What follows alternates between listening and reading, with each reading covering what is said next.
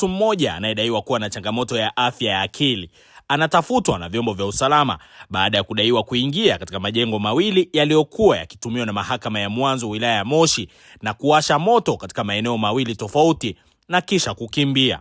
Tukio hilo ambalo limetokea katika eneo la Bomani, mtaa wa Rengua, kata ya Mawenzi, wilaya ya Moshi, mkoani Kilimanjaro, ambapo majengo hayo ya zamani yapo karibu na ofisi ya mkuu wa wilaya ya Moshi na ofisi za Jeshi la Zimamoto na Uokoaji. Akizungumzia tukio hilo, kaimu kamanda wa Jeshi la Zimamoto na Uokoaji mkoa wa Kilimanjaro, Jeremia Mkomagi, amesema jeshi hilo lilipokea taarifa ya moto huo majira ya asubuhi, na askari walipofika walikuta moto ukiendelea kuwaka katika majengo hayo mawili. Moto huu kwa taarifa za awali ni moto ambao umechomwa kwa makusudi na mtu ambaye anafahamika kidogo ana changamoto ya afya ya akili. Kwa hiyo aliweza kuingia katika ile eneo la mahakama ya mwanzo na kuanzisha moto katika maeneo mawili tofauti.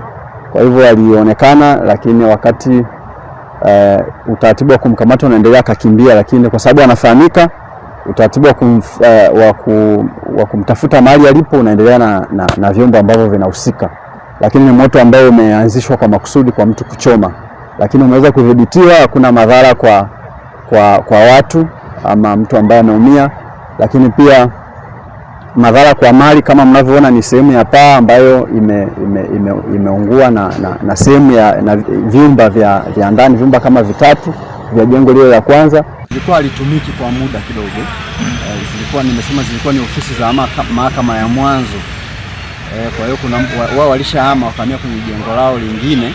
Kwa hiyo likawa ni jengo ambalo lina vitu ama nyaraka mbalimbali ambazo zilikuwa zimetelekezwa, zimeachwa hapo. Kwa hiyo wakati huu mwanzilishi wa moto anaanzisha moto, kwa hiyo kulikuwa kuna chakula cha moto cha kutosha, karatasi ambazo zilikuwa zimeachwa kwenye jengo. Kwa hiyo hizo ndizo zilipelekea moto kuweza kuwaka na kuonekana mkubwa na kusambaa haraka. Lakini kwa zimamoto tumewahi kufika, lakini tumeudhibiti huo moto au kuweza kuleta madhara. Hata hivyo, baadhi ya mashuhuda waliokuwepo katika eneo hilo wanaeleza kwamba baada ya mtuhumiwa huyo kutekeleza tukio hilo, aliondoka katika eneo hilo huku akiwa amevalia jinsi yebo pamoja na kofia nyeupe. We baba